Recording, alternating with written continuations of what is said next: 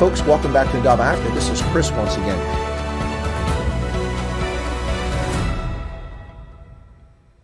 Hello, folks, and welcome back to Chris Wyatt Africa. This is Chris coming at you live from Central Pennsylvania. My special feature guest today is U.S. Army retired Brigadier General Don Bolduc, who's just he's looking very dapper there. Loving that den. Looks like his audio is having a hard time connecting. I don't know if it's quite got on there yet. Can you hear me? I'm here. Oh, okay. I can hear you, sir. Excellent. Sorry. I see your dog there. Is he a service dog?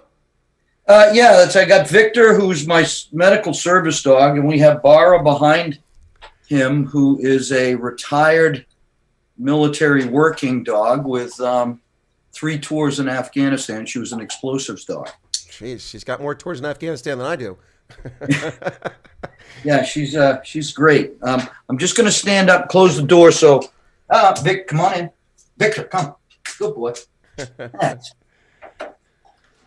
don't want Bara, the medical or the military working dog, to see anybody walk by or she'll bark. Gotcha. Well, sir, it's a distinct pleasure to have you on today. You're looking quite dapper there. I love the shirt and the tie. It's quite lovely. Thank you. You're welcome. Several of the folks here in the chat have already commented on your awesome cave. They love your den. Oh, thank you very much. Yeah, I had all these things hanging around from years of service, so my wife allowed me to put it up in one room. I don't usually do that, but I said, what the heck, right? Now, I suspect you're very much like me, that all the accolade things you mostly kept in a box over the years, and it was the gifts you got from people that probably what you hung on your wall to remember the experiences with people. It's exactly it. I got the 4 awards that my wife got, with her service in the military as a spouse, and doing all those things that spouses do, and then the different mementos that I got from various assignments over the years. So, yeah, in that regard, we're the same. Yeah, I think absolutely. That's for me. That was always the thing. A friend of mine went to a former Commerce Secretary Ron. I can't remember his last name. The guy died in Bosnia, the plane crash. He worked for Clinton back in the day. I don't remember him name, Ron. Anyway, but he was a Commerce Secretary, and a friend of mine was invited to his house back in the 1990s, and he said he'd never seen so much "I love me" stuff on a person's wall. It was like, certificate for thanking you for this, and then this, that, and the other. There was nothing that was like a gift from anybody. And I'm like, no, that's somebody just a little too full of themselves. They take themselves far too seriously. Yeah, in my office, I never put that stuff up on the wall because I thought it was very pretentious, and it gave people, an idea of what you focused on, right? Mm-hmm. So, and I didn't, never knew how long I was going to keep a job. So, I brought a picture of my family, the memorial that I do to the fallen service members that I served with, and then my hand grips, and that was pretty much about it. Maybe an extra uniform in my closet. And, it was easy to pack up if someone called and said, you're out of there, In the Army, you never know where to get fired. That's for sure. I was never in my office much anyway. So, Good point. Well, sir, you are running for Senate in New Hampshire, U.S. Senate. I am. I'm running for the United States Senate here in New Hampshire. I am the only declared candidate at this time on the Republican side. Maggie Hassan is the Democrat incumbent in her first term, United States Senate. Previous to that, she was governor and then state senator here. So she's made a career of being a politician, and her actions kind of line up with that. So let me ask you this question. I know why I'm considering a run for office, because I'm pretty angry. But what drove you or brought you to the decision to serve the nation even further by running for the Senate? Was there a particular thing that sparked it, or just, once again, part of your life of service to the nation? Well, I think I ended up there in your last comment, but how I got there was not so much my idea. It was actually not my idea at all. And certainly didn't have running for office on my bucket list of things to do in retirement from the military. But what I did have there was figuring out how to serve veterans and their families, make sure they were taken care of, teaching, which I did until I got laid off, and now I'm in the New Hampshire Police Academy as a recruit. I got hired by Hampton Police Department, so I'm in there. I'll graduate 19 November, so I'm doing that. But I got in because I received emails, phone calls, texts, you name it, from people from all 10 counties in New Hampshire, all 50 states, believe it or not, and across our military asking me to run. And if people think that I can help them, then with an extreme amount of humility, I will try to do that. Well, that's interesting and pretty awesome. So you're training to become a police officer. I am. It's interesting. I was a police officer in Laconia, New Hampshire in 1980. I went to class number 4. I am now in class 281. I am the platoon leader, and I have a great classmates, wonderful instructors, and I'm really enjoying it. So another opportunity presented itself. I needed to get a job, so that door was wide open for me, so I went through it. Well, okay, this is not meant in anything but the most loving of senses, but neither one of us are spring chickens. It seems like an interesting transition here to become a law enforcement officer at your youthful age. Yes, yeah, beautiful age of 59 years old. I definitely am probably one of the oldest to go through. I don't have the stats, so I don't know if I'm the oldest to go through, but at 59, I definitely know it's up there, right? Not that that's old, but for that type of career. But hey, I went in and did the PT test and passed with flying colors. And really the only thing I was nervous about was the standardized test, because I hadn't taken a standardized test in over 40 years. So it was like, oh no, the new math and all that other stuff. I didn't know what to expect, but it took me 3 hours to do it. And I went from, I took the entire 3 hours, but I passed it and moved on to the polygraph and to the physical from the doctors, and then the PT test, and, psychological test, and, all that, oral boards. And we started out with 27, and they offered 4 people the job, and I was one of them. So I feel honored to have made that cut. That's incredible. Congratulations on that. And I'm sure that that the community will be well served with someone with your experience, your leadership, and becoming a law enforcement official can only be good news for the community. So congratulations to your community as well. Yes, I hope so. I will give them 100%. And if I get into the United States Senate, I look forward to coming back and patrolling on the streets as a United States Senator.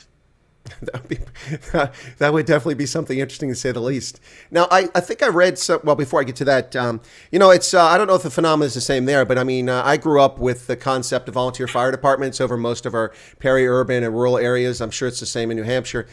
We have a real problem here in Pennsylvania. I suspect it's a nationwide problem in which people aren't volunteering to be firemen anymore, and they've had to close firehouses, consolidate them, which of course increases response time.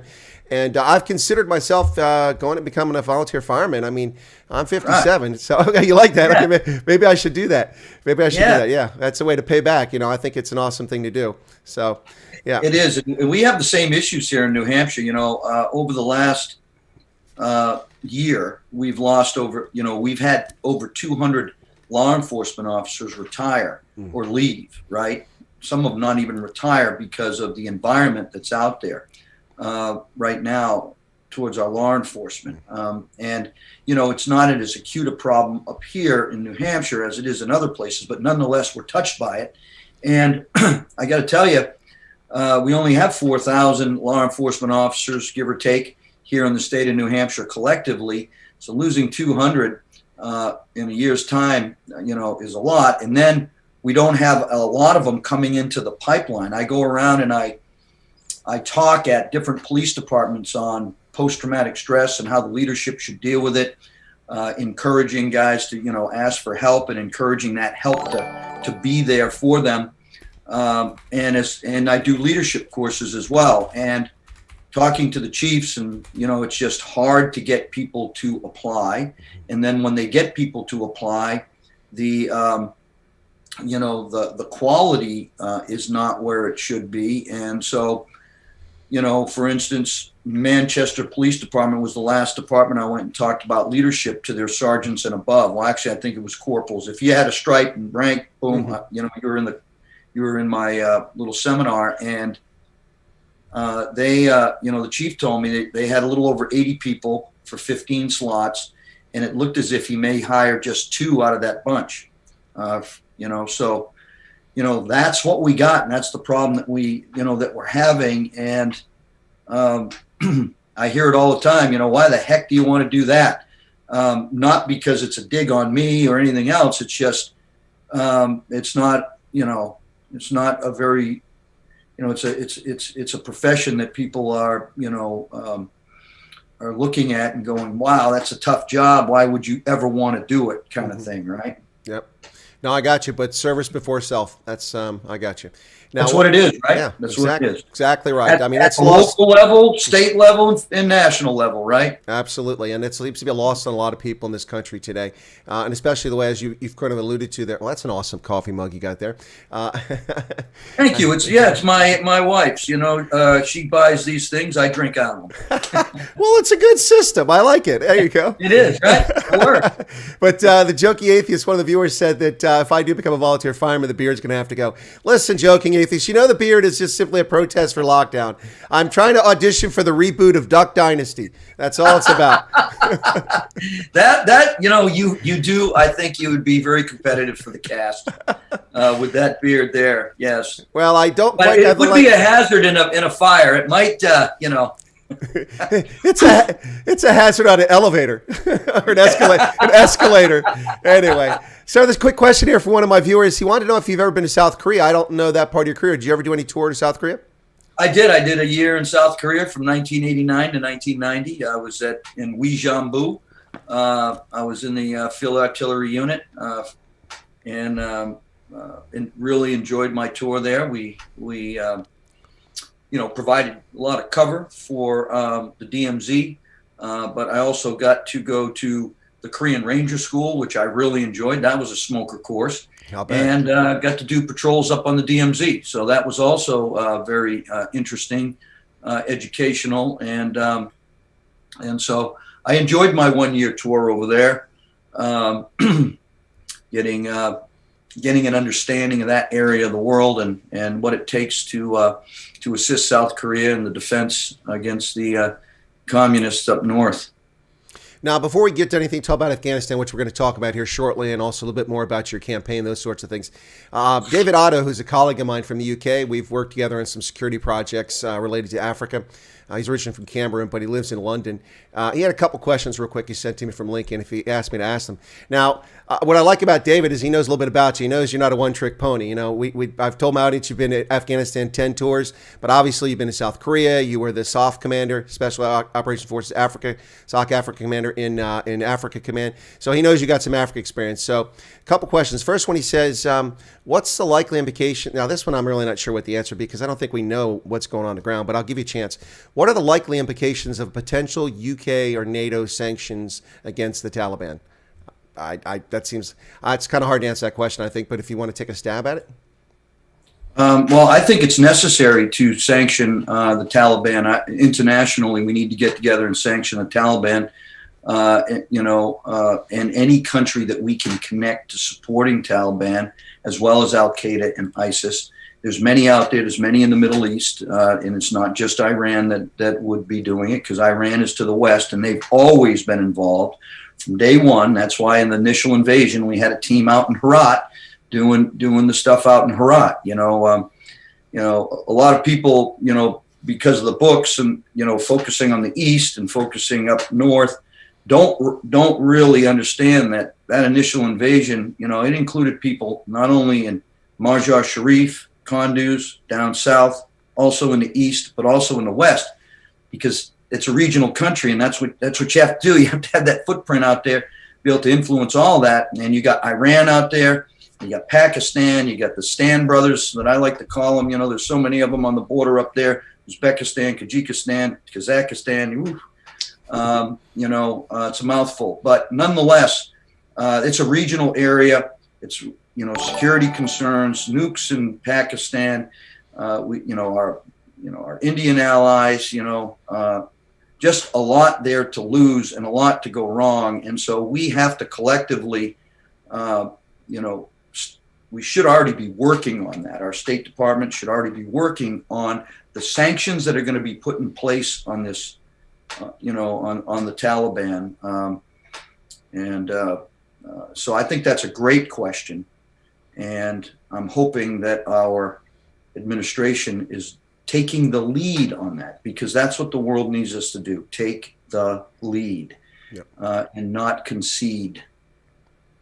Well, that makes sense. Brett Sessoms, who spent a lot of time in South Korea, he's the one who asked a question about South Korea. He's just sharing with us that he said, I was a civilian English teacher for the South Korean Air Force. Loved my job there. Was in Jinju. Wow. Jinju near Busan. I don't know Jinju. Yeah. Okay. Said he learned about the South African Air Force in the Korean War. There were excellent stories about what the South African Air Force did during the Korean War. Interesting. So the next question I had here from David Otto there, he said, now this is right back in my wheelhouse and of course yours as well. Should African countries that are experiencing terrorist activities be concerned about a return of the Taliban? What are the ifs and buts? Obviously, from my perspective, General Bolduc, let me share mine real quick and then I'll get your thoughts on it. I would not be concerned so much with what's going on in Cabo Delgado province in northern Mozambique. I think that's a spurious claim that they're part of ISIS. Boko Haram is a concern. Al-Shabaab is not a concern so much because Al-Shabaab really doesn't get along well with those guys from that part of the world. But in the Sahel, those groups in the Sahel, Al-Qaeda and Islamic Maghreb, all these other groups, that I think that's a real concern potentially, that they might get safe haven or training bases and a place to go get refuge once again. What are your thoughts on that? Well, I agree with your assessment. ISIS Somalia does not get along with Al-Shabaab. It's very, they butt heads. Al-Shabaab is, they're indigenous to Somalia. They don't like outside people there. So I think your assessment was very good. I'm worried about Central Africa. We pulled out of there hastily with the Lord's Resistance Army operation that we had there. I'm worried about that. That offers a lot of opportunities for safe haven. The countries there are extremely poor. They'll take money from anybody at this point. And the corruption there is very high. So that bothers me. The northern portion of Africa really bothers me because most of the foreign terrorists that went to Afghanistan, went to Iraq and Syria and so on, came from northern Afghanistan or northern Africa. And that's a problem. And they started coming back and they started filling the ranks. And they pushed down to the Sahel, as you noted, and they created affiliates. And then these affiliates joined up in 2016 or so, late 15, early 16, and they became very, very effective, particularly in the triangle area of Burkina Faso, Mali, and Niger, right? And then you had ISIS West Africa pop up in northern Nigeria, which of course Boko Haram didn't mind, right? And then we started seeing more and more stuff coming in. So yes, the resurgence of the Taliban, Al-Qaeda, ISIS, anywhere that they can get a footprint and anywhere that they can receive fighters just to get experience to come back and be more effective is pretty, it's of huge concern to me. Absolutely. It's distressing for me, sir. I've always been frustrated by it because I used to be stationed in Tunisia many, many years ago. Tunisia and Morocco, two of the countries best off from the continent, especially North Africa, with reason. I go back with Tunisia, even under Ben Ali, although he was a bit of a tyrant, but nonetheless, people live peacefully and there was development. It just wasn't enough economic growth that's the problem. But Tunisia and Morocco have been major contributors of their nationals to this terrorist fight around the world. It's quite disturbing. I would get why Algerians, after the repression that's been going on, there's civil war, the bloody war they had in the 90s, and Libyans I would get, even Egyptians. But Tunisians and Moroccans, it's always disturbed me that so many of them have found their way into being part of the terrorist world.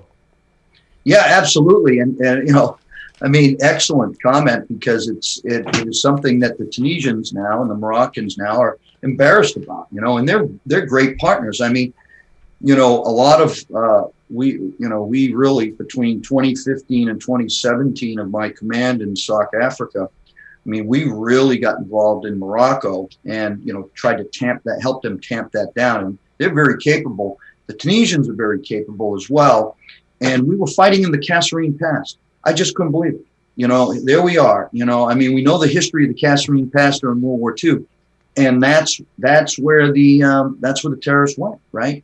And that's where we went. And that's where we helped, the Tunisian, not only the conventional forces, but their special ops forces that we had created over the few years that we were there. Very capable, very good, very concerned, and they are very embarrassed about the fact that they have a lot of folks that go to these jihad Super Bowls to fight and then come back, right?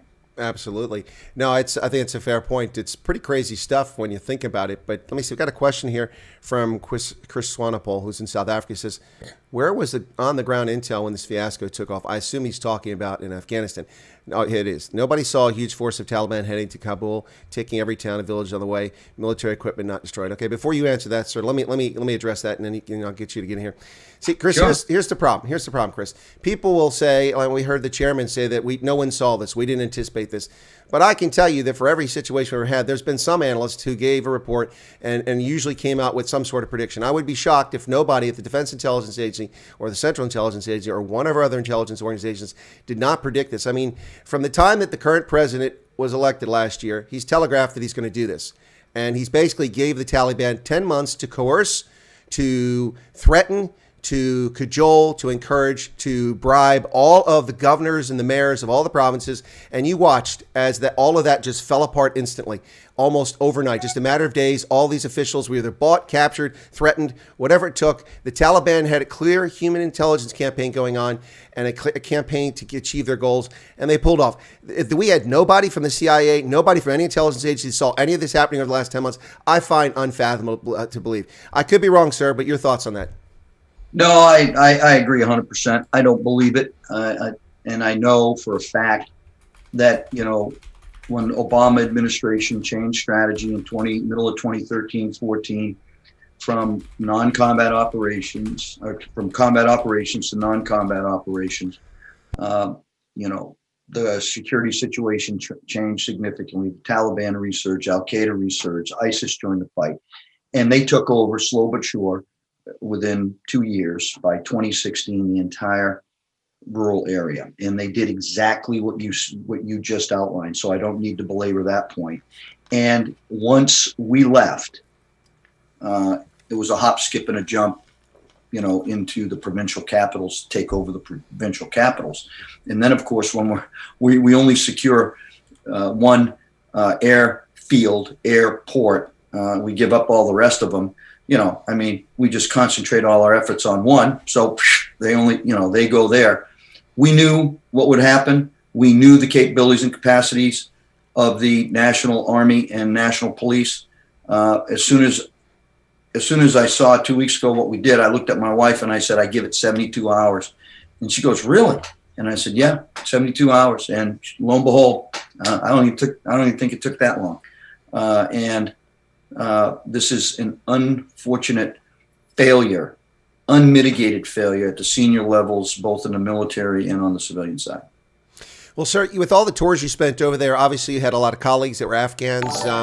Have you been able to, or do you know if any of them got out? Have they been successful escaping, either getting to one of the nearby stands or somewhere else? Because a friend of mine, he was in the Air Force, served over there, and a colonel they worked with. He and his family had to get through 3 Taliban checkpoints.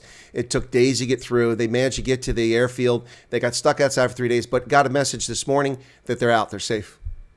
Oh, that's wonderful. And yes, certainly do know that a number of folks that I've helped recently, all I do is write a letter, right? I wish I could do more, right? But I can't.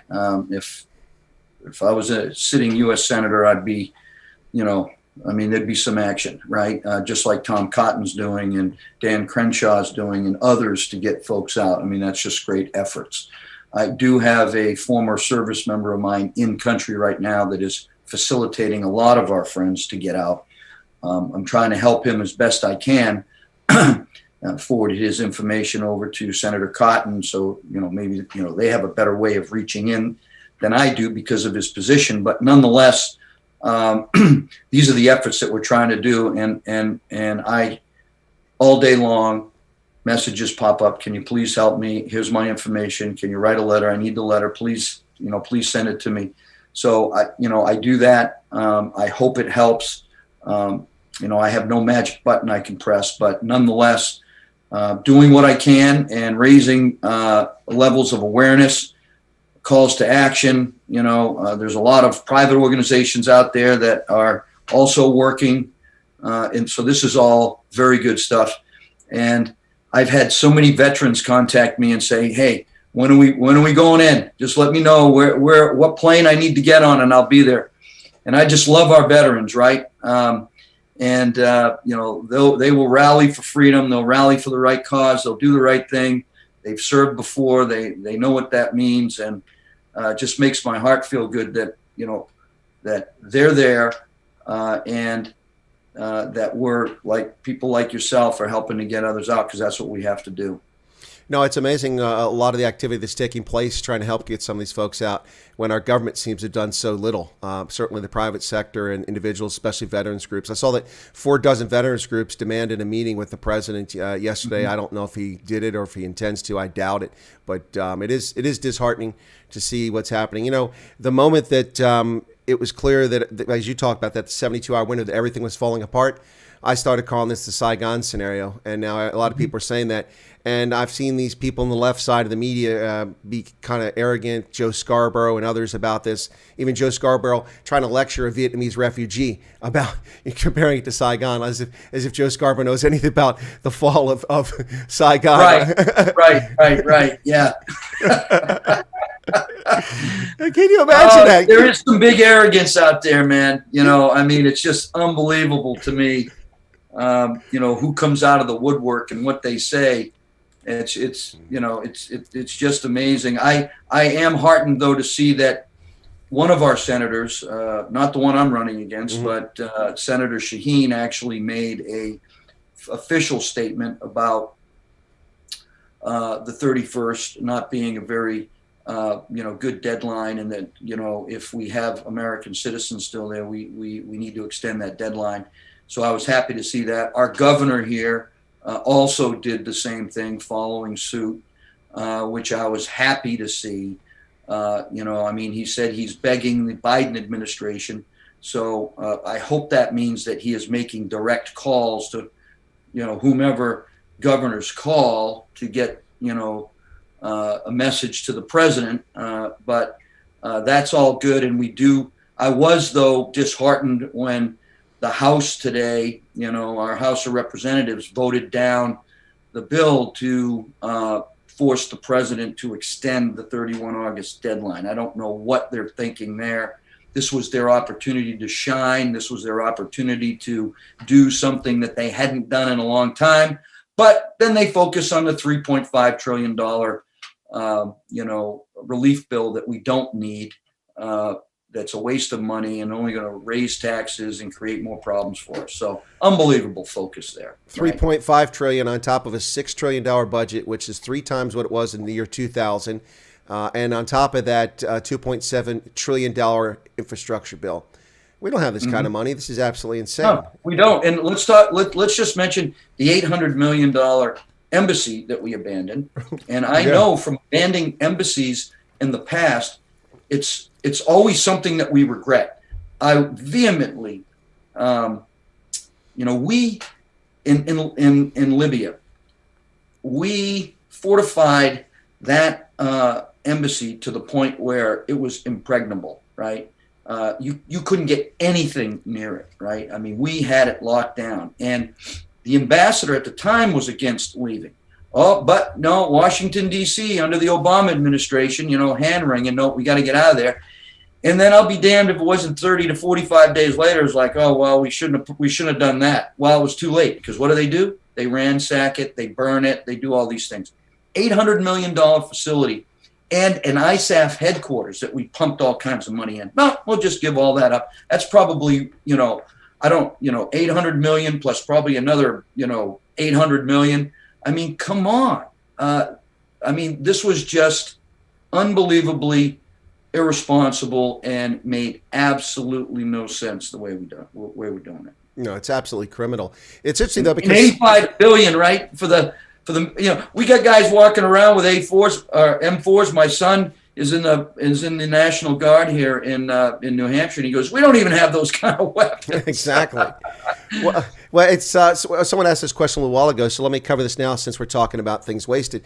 I think there's a lot of misunderstanding about what really happens here. Specifically, what I mean is that, for instance, a lot of people are freaking out over all our military hardware that's been left behind, and I think I should clarify that. And you can correct me if I'm wrong, sir, but what people have to understand is that Congress built an army for Congress and built a nation for Congress, not for the Afghan people, not for the region. And so the army has been equipped with all these vehicles, these weapon systems, these drones, all these helicopters. All of that was given to them to make something in the mirror image of us, despite a lot of folks argued that wasn't the appropriate move. But that equipment, most of what we're talking about, is money that was given to the security forces there.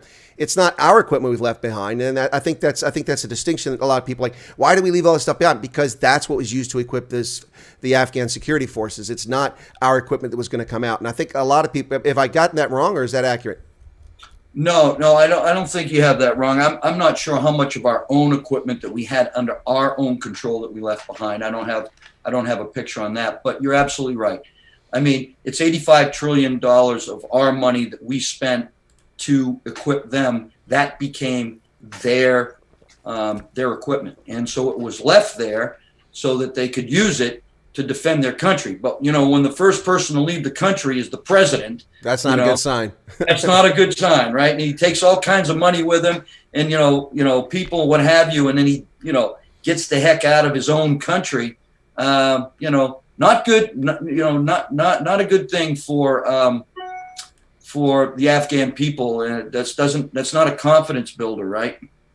Not at all. Hey, folks, you're listening to Chris Wyatt Africa. This is Chris in Central Pennsylvania. My special feature guest today is none other than U.S. Army retired Brigadier General Don Bolduc, candidate for U.S. Senate in New Hampshire. We're talking about a host of things. Talked about his candidacy a little while ago. Right now, focusing on Afghanistan. We're going to get back to his candidacy here shortly, but thanks for tuning in. I appreciate it. Be sure to smash a like for the program and let others know about it if you catch it afterwards.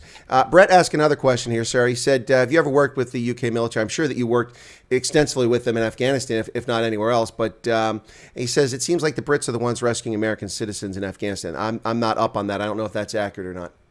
I don't have visibility on what's going on the ground there. I do know the Brits and the French are going off to do that. So likely they are running into American citizens and probably other citizens, and they're saying, "Hey, come on, we got you."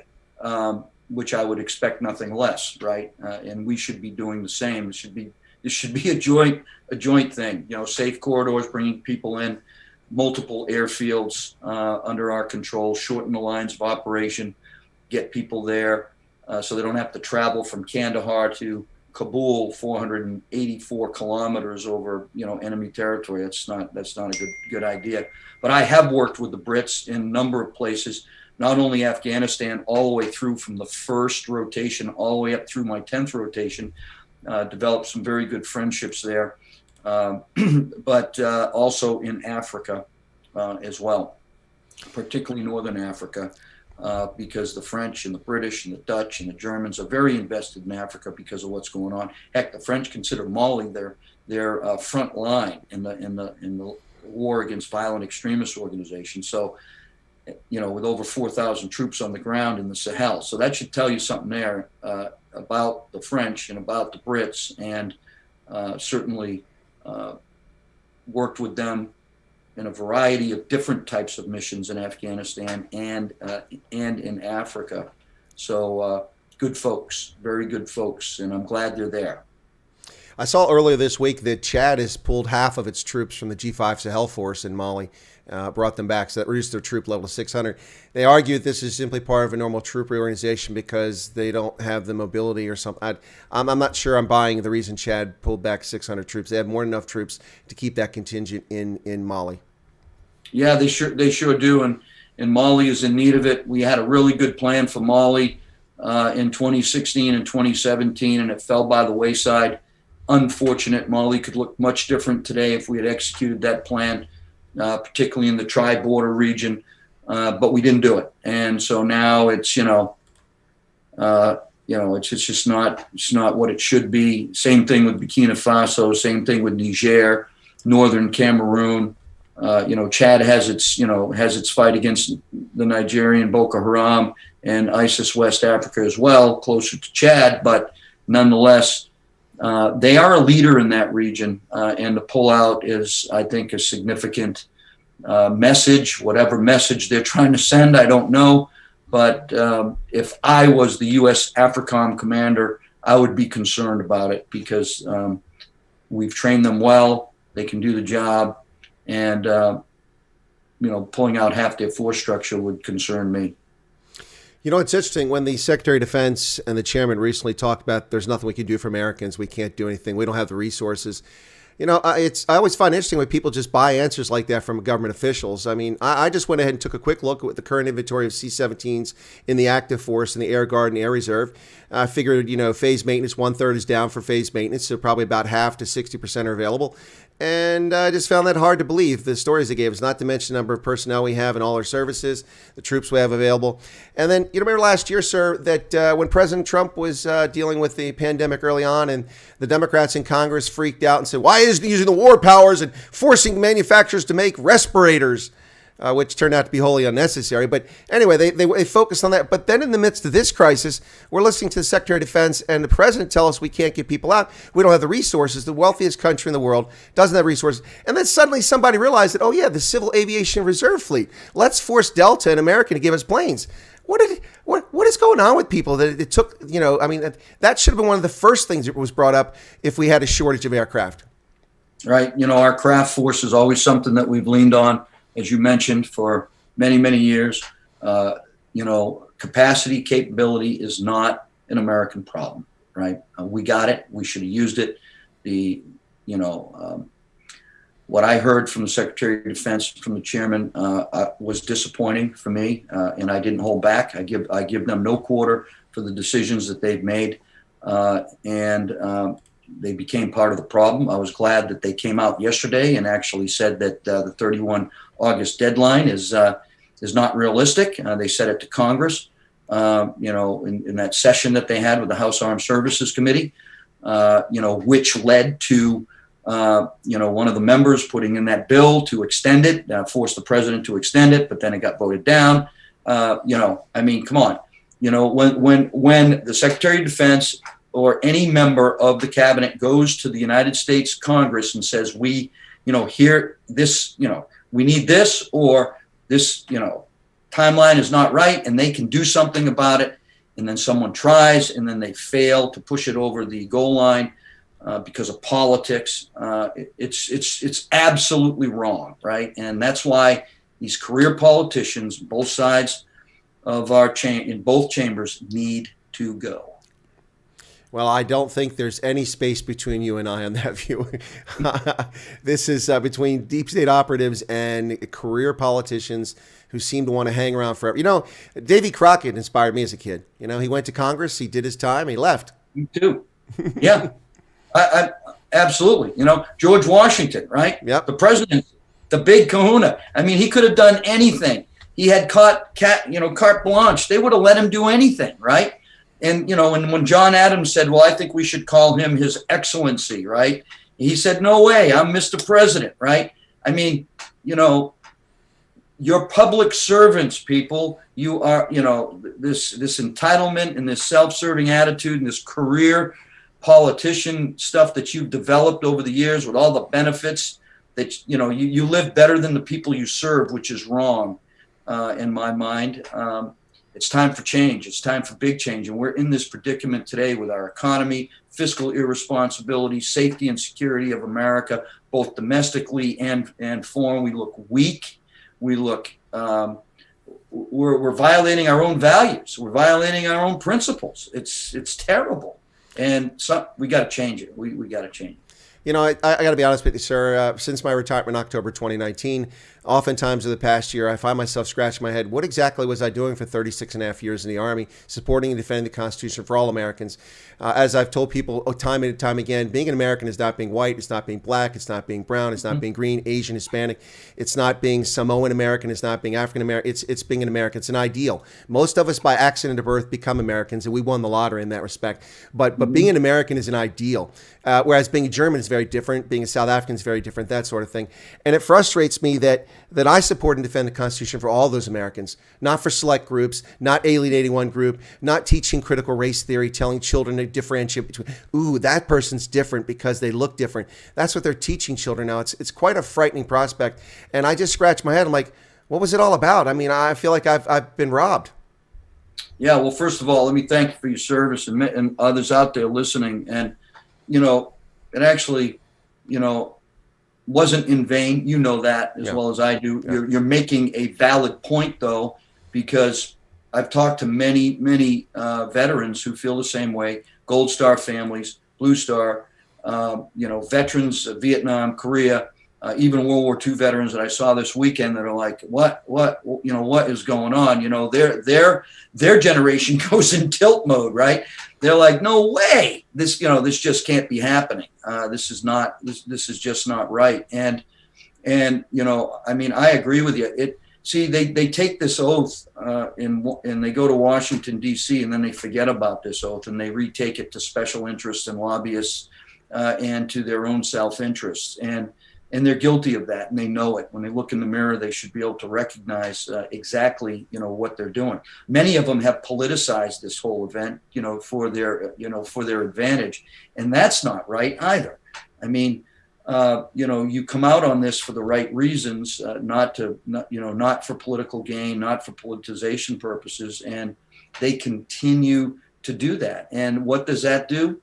Well, for those like you and many others, it like tarnishes everything. And, you know, where is the Secretary of Defense and the Chairman of the Joint Chiefs of Staff and the President first leading with, hey, this is, you know, these are our decisions. This is the way we're going to do it. But don't let policy and strategy decisions interfere with your great service and what you have done. You've done everything we've asked you to do. You know, and that's true. You know, 2001 to 2, we beat Taliban, Al Qaeda. You asked us to create a government. You didn't give us the resources to do it. We did it anyways. We created a military. We created a police. We created businesses. We made people safe. We did all kinds of things, right? Very, very successful. Everything you asked us to do. You blew it at the policy level. You blew it at the strategy level. Take responsibility for it. Because even if you get, you know, we should be focusing on getting all the Americans out, yes. But at the end of the day, it's still a policy and strategy failure, right? Still a huge failure for them. And they just need to admit it and move on, right? And be honest with people. Yep, this is a failure. We failed. You didn't fail. We failed. We should be held accountable for that. And this is the way we're going to do it, right? And you know, we don't stop until every American is out of there, if that's our intent, just to leave it to the Taliban. I think that's a huge mistake.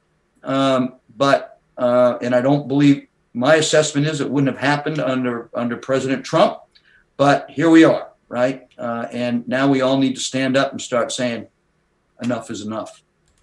But let's be honest, sir. We know they're going to do a victory lap when it's done, despite the debacle, and they're going to claim we got the Americans out, despite the horrific things many Americans have suffered and gone through.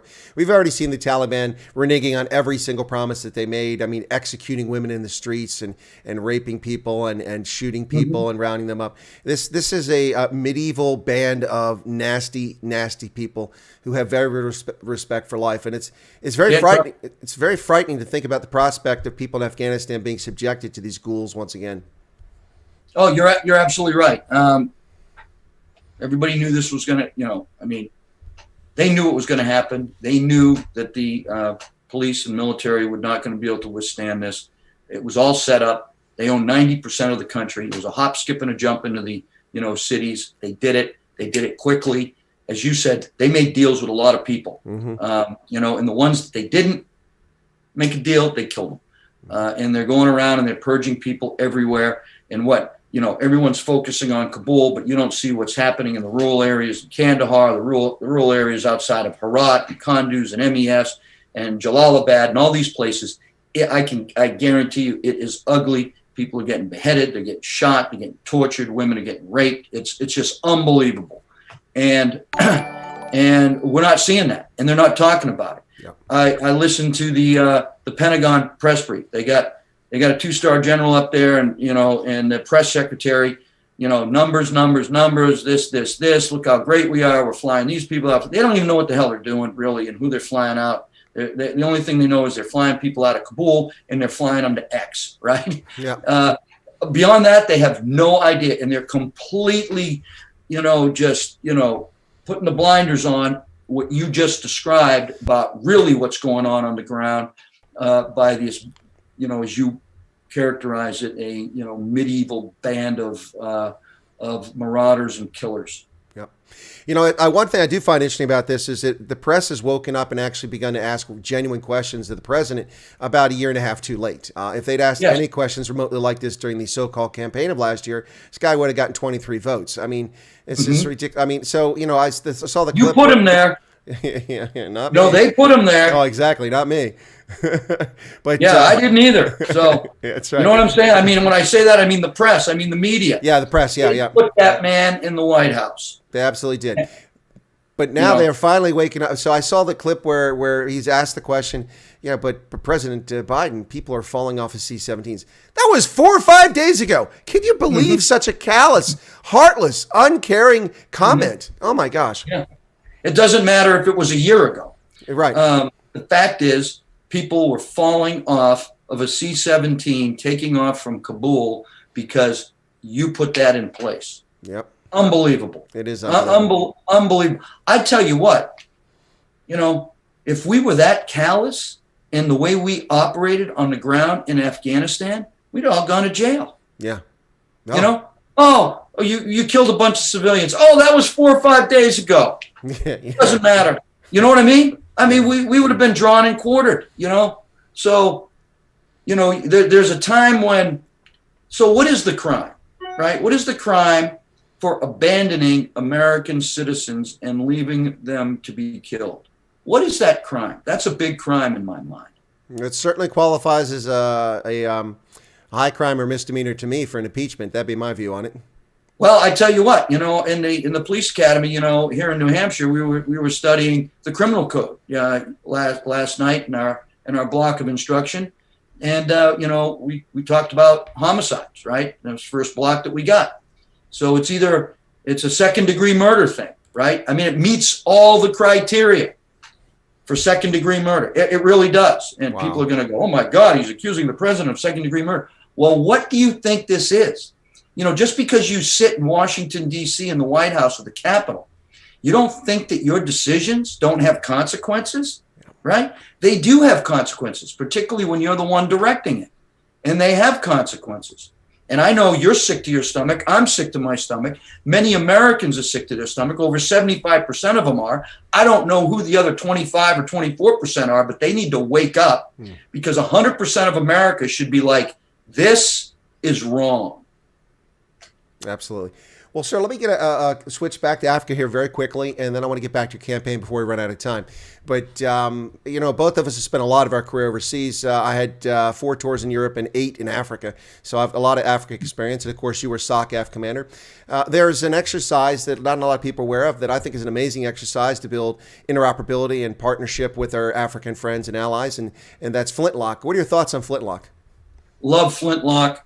Expanded it hugely during my time as a SOC Africa commander, brought in the interagencies, expanded it to help women and children organizations, brought it all in because this comprehensive view from the bottom up really helps in Africa because our approaches are always top down, but this great opportunity, expanded it out to Tunisia and over to Morocco, and just included all the countries in it. So we had over 32 African countries involved and 6 or 7, I can't remember, of our international partners, New Zealanders, Australians, Germans, Canadians, Brits, all those. And it was just amazing operation that focused on training. And guess what? The training was in the same areas that they were going to fight. Yeah. And you're developing interoperability among all these countries from a regional approach, not country by country, not stovepipe, but regional approach that brings everybody together, because you get 5 countries helping each other with a problem in country X, you solve that problem, because bringing them to the realization that your problem is my problem when it comes to these violent extremist organizations, it was big doings, right? And then so Flintlock, the best, the largest too, land, training operation exercise in Africa, at least in 2017 when I left. I don't know what it's transitioned into since then, but what a great exercise and money well spent. Well, I would agree, sir. That's why I asked for your thoughts on it. I was the security cooperation chief in Mauritania in 2013 when we did Flintlock, and it was Mauritania. Yeah, it's a brilliant place. It was a great. Unfortunately, the president, whom I knew, is under arrest for corruption right now. But that's another story. But is he really? Oh yeah. He's been under arrest for several months now. House arrest. They're going to try for corruption. Oh, but that's a shame. But anyway, but who knows? It could just be politics. You never know in that part of the world. But no, the Flintlock was pretty amazing, and it was quite a well organized effort. So I followed the 2017 exercise because I was at the War College at that point, but I didn't go to it. But the one I did in Mauritania was pretty amazing. Good stuff. Now I got a question here from Brett again. He asked if you've ever served in Liberia. I'm not aware that you have, but have you ever been to Liberia and any interaction with the armed forces of Liberia? Yeah, the Ebola crisis brought me to Liberia, Guinea, and Sierra Leone. Now, I didn't go to Guinea, but that was in 2014, 2015, that was huge. And, interestingly enough, it was Ebola, and it affected those 3 countries and then went to Nigeria. So, I was under an Ebola watch because I was in all those places, Nigeria, what have you.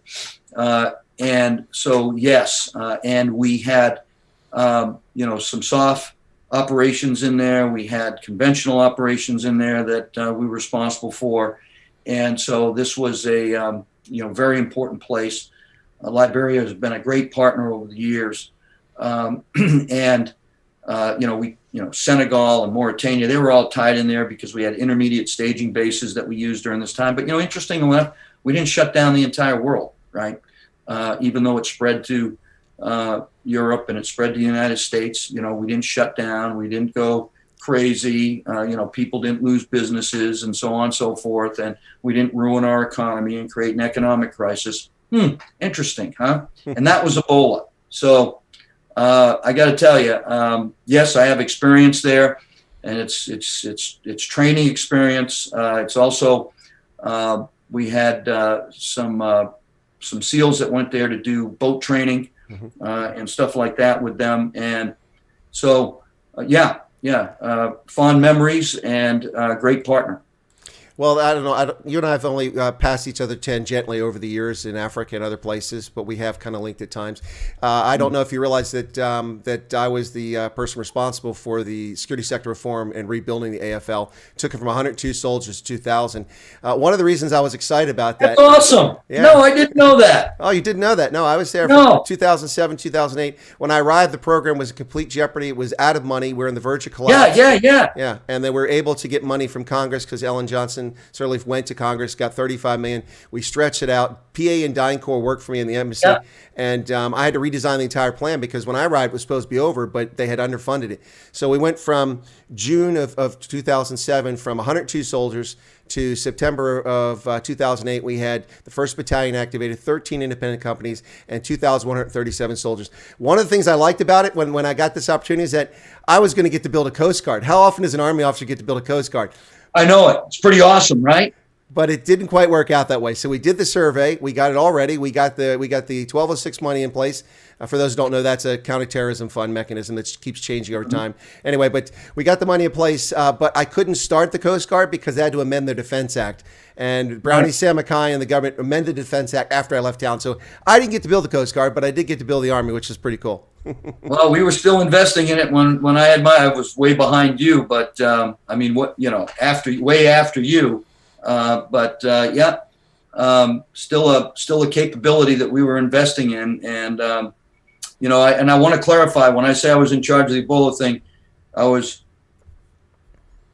in charge of it on behalf of General Rodriguez, who was the AFRICOM commander. So I don't want anyone to get confused there, and certainly don't want to be accused of embellishing anything. I had plenty of bosses above me. No, I got that, sir. General Rod was also my senior raider, so yeah. I get it. But I love that guy. He told it like it is, and he didn't put up with any crap. I really enjoyed working for him in Afghanistan, and then again in AFRICOM.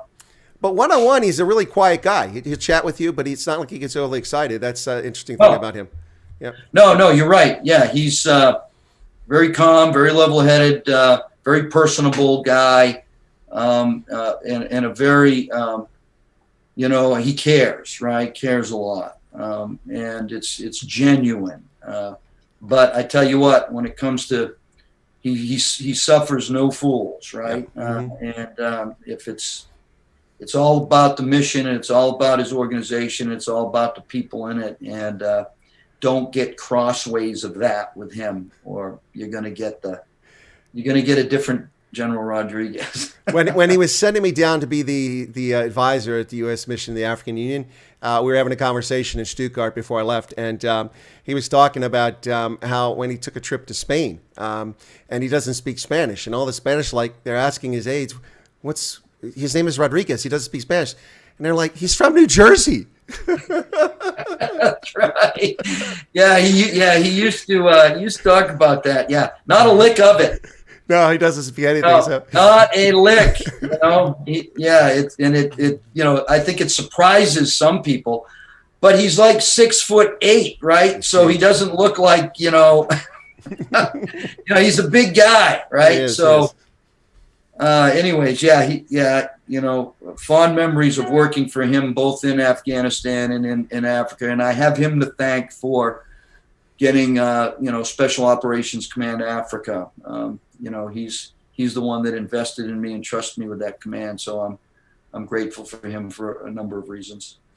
So, real quick on the Liberia thing, I was often asked this question when I was in Liberia rebuilding the Army, and people are like, well, so what are your thoughts? What are you going to think about this down the road? I said, well, listen, as long as this military respects the rule of law, respects civil authority, and they behave themselves, then I'll feel good about it. But if, in fact, there's a civil war here again at some point, I'll rest perfectly calm. They're like, what do you mean? Well, it's because you see all those mortar rounds and those ammunition boxes. They all say U.S. Embassy, care of Commander Dan Honkin. That's my predecessor. So my name's not on any ammunition boxes. So when the war crimes trials start, I won't be involved. Yeah, I think we all worry about that from time to time, right? You're sent someplace to develop a capability, and you're wondering, I wonder how this is all going to play out. My name's on that. My name's on this. Yeah, that's funny. No, but they've done a good job. Nick Muller gave a super chat. He said, well said, journalists. Salute, if I may. America needs your leadership. Well, I think that I agree. And when it comes to the Senate, and sir, before we wrap up, let's get back to the Senate race here real quick. I think I read recently that your poll numbers just went up. Yeah, big time. They took a huge jump, which I'm glad, because we've been working hard, right? And we're the only declared candidate. We're working against the establishment once again, both sides. We got the Democrat establishment with Maggie Hassan, who's well-known, well-established Democrat, well-funded, and then you got the Republican side as well. And they have their own ideas on who should be the Republican candidate. It's not me. But the people of New Hampshire, I think, in 2022 aren't going to be following the same plan that the establishment had them following in 2020. and they're going to say, hey, we can't afford career politicians. This whole business of political machines and power and money and self-serving. We need to do something different. And I think that's what I represent. And I think that's why my poll numbers are going down. You know, she's below 50%. My potential Republican opponent is, it's no secret. It's Governor Chris Sununu. His numbers in previous polls were way above hers, way above mine. Well, he's come down and he's in a dead heat with her. And I'm, at 45%, and climbing. So people are really responding to the God, family, community, country message that I have, and that, regardless of what political party you're from, our families are hurting, they're in danger, and we need to bring God back into the public square because God is important. And if we look at how our country was established and the rights that we have, it's all based off of that. And to alienate ourselves from our religion, whatever it happens to be, is a bad thing. And that's what's happened to America. It's negatively affected our country. It's negatively affected our families, the core structure that makes our community strong. And people are really responding to that, right? As they should, because they're looking around going, it's just falling apart, right? Yeah. And we got to go with a different approach. And, I'm happy to be the vehicle for that, and I keep myself very humble. I don't know everything, and I'm going there to represent them and not myself. And I'm doing it. I believe in term limits. I only want to do it for 2 terms if I get the honor to do that. I want to work hard on getting term limits in. I believe the benefits there have to change because we can't be allowing people to retire after 12 years at full benefits. I don't believe that we should be paying senators and congressmen for the rest of our lives as taxpayers, right? That's not what the job is supposed to be like. You and I spent an entire lifetime. You spent 36 years. I spent 33, and we certainly don't get 100% of our retirement pay, right? Our base pay. So come on, we earned our retirement pay with the time that we put in, and that's great. This is a different ballgame, and I think we can see the detriment that our country has suffered when power and money and self-service becomes more important. Political names, political families. I mean, that's not America. America wasn't designed that way. We're not supposed to be that way. This legacy stuff. No, just because the dad was good doesn't mean the son's going to be good, or the uncle or the you know what I'm saying? Yep. So we got to vote for the person. And I think this message transcends, even though I'm a Republican and I'm a conservative and a strong one at that, the message transcends political parties because it is about America's problems, not about Republican and Democrat problems, right? And that's what I think is resonating. I think something else that's lost on people too, as you just kind of touched on a moment ago there, is one of the things about America, why people came to America. It wasn't just for religious freedom or economic opportunity, but to escape the bondage of stratification of society that people from Europe had to deal with.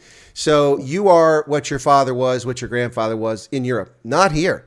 Not here. Mm-hmm. It doesn't matter what your father and mother were. You are your own person. And there has been a tendency in this country, in my view, over the past decade to try to, it's like you see people blame people because of their skin pigmentation for something that happened 4 centuries ago that has no bearing on today whatsoever.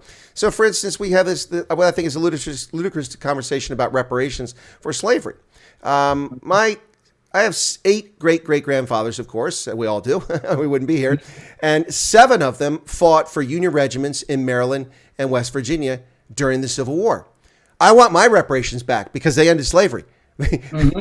So right, come on.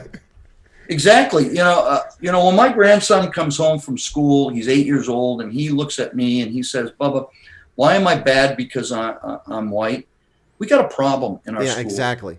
We got a huge problem in our schools, and my wife and I have gotten involved. One of the things that COVID did, the governor closed our schools with his mandates. That was a side effect of it, anyways. So they were home, and we were seeing this education process, and we're like, what is going on here? And then we got, what is CRT? What's this social emotional learning? What is choose love? What's all this stuff? What's this? And then when my grandson comes home and asks me that question, we got involved, and we're really putting pressure on the school board to change all this stuff, because no child, I don't care what color you are, I don't care where you come from, should feel bad about themselves. That's not what school's about. That's not what our society is about. Yep. And that really has to change. And when you peel the onion back and you look at when it all started and how it all started, and you go back 50 years and you see, wow, this has come to fruition now. This is what we're calling quality education. Our kids don't get an education anymore. Academic excellence in the public schools is at an all-time low, and we got to fix that. And that's what I want to do. There's certain things that have to be fixed in order to strengthen the family, and that's one of them, and that's at the top of the list. So, and it's what the people of New Hampshire want, right? I'm going there to work for you. I'm not going to sit there in my office and think about what legislation I put in. I want to put in legislation that's going to help you.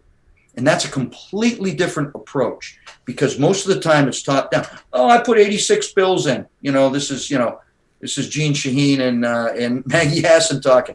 Oh, yeah? Well, who told you to do that?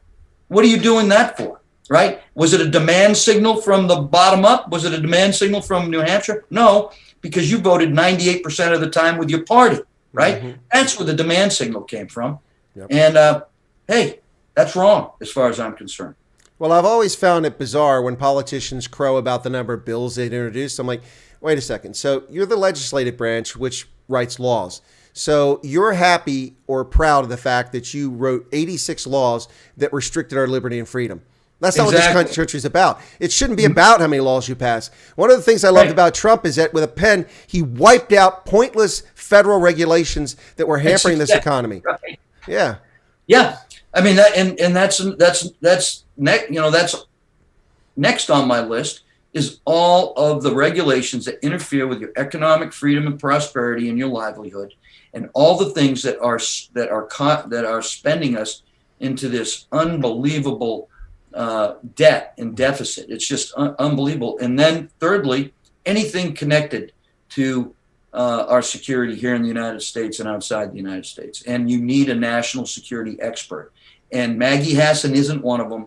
And Governor Sununu has no national security experience. And we need someone with national security experience. Absolutely. And I'm with you in that. A couple comments from people real quick, sir, then we'll wrap up here. Lea Vinyasa from Rendsburg. She's a lovely lady in South Africa. Said, my respect, awesome interview. He'd have my vote if I could vote there. Thank you, Chris. That's the first one. And then Thank you. And then Ronel Gans, who's a lovely lady as well, said, great guest. I imagine the whole hashtag Wyatt Army. By the way, my audience is taking to call themselves the Wyatt Army. Would vote for him if we could. But there are some Americans here. I don't know if anybody's in New Hampshire, but maybe you want to go get a chance to vote. But sir, there's just one last thing I want to ask you about. I think if I'm wrong about this, tell me. But I think you're an advocate for post-traumatic stress disorder. Is that something that that you spend time focusing on? I spend a lot of time focusing on post-traumatic stress and traumatic brain injuries, and educating people so they have a better understanding and of it, and destigmatizing it mostly. Yep. Yeah, that's a place you put a lot of emphasis, a lot of focus on over the years. I do. I suffered from it myself. It's no secret. I came out on active duty as a general officer. That didn't bode well with my chain of command, but it was necessary to do in order to empower the men and women that I work for to go get the help they needed, and we assisted them with that. And they didn't lose their job. They didn't lose their clearances. We protected them. Department of Defense approach was completely wrong. We didn't follow that approach, and we had amazing results. And we need to continue to do that type of stuff, because if we do it while they're on active duty, we have less issues when they become veterans. And the veteran side needs to, pick up the pace on this as well. And the America needs to understand, you send your sons and daughters off to war, no matter how long they stay, they're going to come back different. And you have to be ready to help them with their mental injuries, physical injuries, and spiritual injuries, because as well as I do, there's a lot of moral issues when you go to war. Some of the things that you see that you carry with you for the rest of your life. Absolutely. And that's when you talk about members of Congress getting their full salary, it's not like they're serving in a real great danger here. It's serving in uniform. This. It's not like being a baker or a butcher or a candlestick maker. This physical stresses, the harm to marriages, the missing birth of children, of this, that, and the other, the physical injuries. All of this stuff is far more taxing on the human body than the average occupation. So it's not just a vocation. It's definitely a commitment. So. Yeah, and if we don't take care of them, people aren't going to join. And if we can't get them to join, our military is not going to be at the strength that it needs to be at when we need them the most. And they're not going to stay in. So there is a price to pay. Now you're on the East Coast in New Hampshire, and which is a lovely place, by the way. And you're welcome. And John Jarvis has a question. He says, "Does the general support Larry Elder?" He's out in California. I don't know if that's an issue for the general at all. If he's even paying attention to that recall election out there. I support Larry Elder, and I am paying attention to it. And I can't believe that the vice president during this crisis went out there to campaign for him. And then went off to Vietnam. It's crazy. Yes, I love Larry Elder. I am a huge Thomas Sowell fan as well. Oh, yes, yes. That guy is on it. And just knowing his journey is worth it. And then, but you don't ever hear about these guys except to be condemned for their views. But I support Larry Elder. Yes, I do. Excellent. That's great to hear. So Alfred Meyer said, "Wow, amazing guest, Chris. Picking each other's brains with the same mindset. They should run South Africa." So I think Alfred's saying you and I should run South Africa. Someone earlier said you had more leadership than the entire African National Congress. I don't disagree. I don't disagree with that at all. And Nicholas Groves just gave a super chat. He said, "Stick the CRT in the crapper. Redirect those brainwashing funds to struggling vets." I love it. That's right. Exactly. I agree 100%. Well, sir, and our governor supports that. He's got a Choose Love program up here that we want to get rid of. Choose Love. Okay. All right. Choose Love. I don't even want to know. It's a precursor to CRT. Oh, my goodness. Very bad program. Very bad. I'm sure it is. Sir, the excuse to get you on today was talk about Afghanistan, but we went pretty far afield from that. Talked about your campaign, talked about Afghanistan, about Flintlock, about Africa, and many other things. It's a real pleasure having you on. You're welcome back anytime. I'd love to get you back on. Any last thoughts for the audience before we head out? No. Hey, listen, I just want to thank you for this opportunity. I will come back anytime. Great engagement from your listeners. I really appreciate it. I just wish everybody the best, and God bless. God bless America, and live free or die. Wow, there's nothing anyone can say except Roger, live free or die. God bless America. Well, ladies and gentlemen, Brigadier General retired Don Bolduc, former commander of Special Operations Command Africa, and a 10-tour vet of Afghanistan, and a candidate for the U.S. Senate in New Hampshire. Our fingers are crossed. We're pulling for you, and we hope that you pull it off in this election. So I salute you, sir. I salute you too, my friend. God bless you. God bless. I'll let you drop off, sir, and I'll wrap up the program. All right. Thank you. Cheers. Ladies and gentlemen, that was amazing. I hope you enjoyed it. I hope you got something useful out of it. It was really one of my favorite interviews of all time, and I've just finished it, so that's saying something if you can say that the moment it ends. What a brilliant American. What a brilliant leader. What a really infectious enthusiasm for this nation. Look at this, 59 years old. He's going to become a copper. Come on, man. Come on. Oh, come on, man. That's service before self, ladies and gentlemen. I hope you enjoyed this interview, and feel free to give us a like on it if you don't mind. We do appreciate that. Oh, what's going on here? My browser's missing here. Just a second. There we go. Anyway, so yeah. All right. So what do we got? Some comments here. Tammy says, wow, wow, wow. Well, I agree. I think it was awesome. And I'm sorry I didn't get to everybody's questions. I did my best, but there are a lot of questions, and I got to keep the interview going to make sure we get to points. Thank you all for the super chats, those who provide the super chats. It was very generous of you. I really do appreciate that. That was very kind of folks to offer the super chats. So how are we doing here? Let's see. 99 likes. Come on. Smash the like button. There's still 80 people here. Let's get to 100. Chris is going to become a firefighter like Paulie. Well, I've been thinking about it for the most part of a year. Avron says, thanks for the great content. As always, you're welcome. And Hert Janssen van Rensburg says, great interview and awesome point of view. Thank you both for your service. You're most welcome. It's a pleasure to get to know him. He's been on another program, The Common Sense Conservatives, on WSMN, which is pretty awesome. So, all right, that's cool. Now we're getting the likes. Thank you very much for that. Anyway, folks, I'm going to end it here. You can catch me next on Ronaldo Jos program at the top of the next hour. I'll be on there Wednesdays with the Colonel. And then tonight on WSMN on Common Sense Conservatives. Thanks a lot, everybody. Appreciate it. Once again, thanks for the super chats and thanks for the comments, the questions. They were all really good. And I apologize I didn't get to all of them. I tried to pick out the ones that were most appropriate and did my best to make sure they got as many people's comments in as possible. So thanks a lot, folks. God bless and have a lovely day. And I'll be back here, well, not here, on Ronaldo's program at the top of the hour. Thanks a lot, everybody. God bless.